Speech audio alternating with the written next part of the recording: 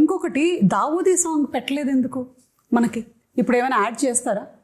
Add చేసే ప్రయత్నం అయితే ఉంది, కాకపోతే దానికి సెన్సర్ ఫార్మాలిటీస్ ఉంది. అదే మనం ఇష్టం వచ్చినట్టు యాడ్ చేసేసుకోలేము.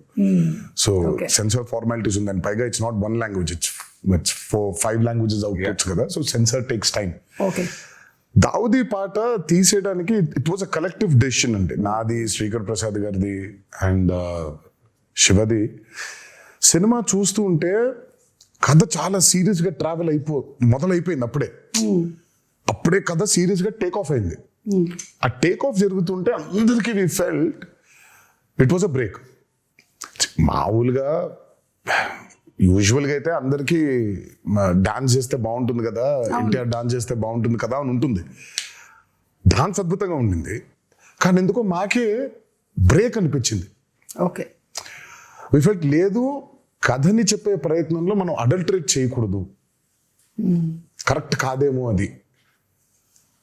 అంటే కథలోంచి కాసేపు బయటకు తీసుకొచ్చి మళ్ళీ తీసుకెళ్ళటం కదా కరెక్ట్ అని. దట్స్ వెరీ బిగ్గెస్ట్ సాక్రిఫైస్ కానీ ఐ థింక్ బికాజ్ ఆయన డాన్స్ నెంబర్ పైగా. కరెక్ట్. అంటే ఆ సాంగ్ ని బయట చూసి ఎంజాయ్ చేశాము, అండ్ ఒక రకంగా నాలాంటి ప్రేక్షకులకైతే మీరు సక్సెస్ సాధించారనే చెప్పాలి. నాకు గుర్తు రాలేదు ఈ సాంగ్ ఉంది కదా, రాలేదు కదా అనే విషయం నాకు వచ్చిన తర్వాత ఈ సాంగ్ నేను చూడలేదేంటి అప్పుడు ఆలోచించానే, కానీ it is never hindering my thought that ఇప్పుడు దావూదీ వస్తుంది, ఇప్పుడు దావూదీ సాంగ్ వస్తుంది అనేది రాలేదు. Correct, it was the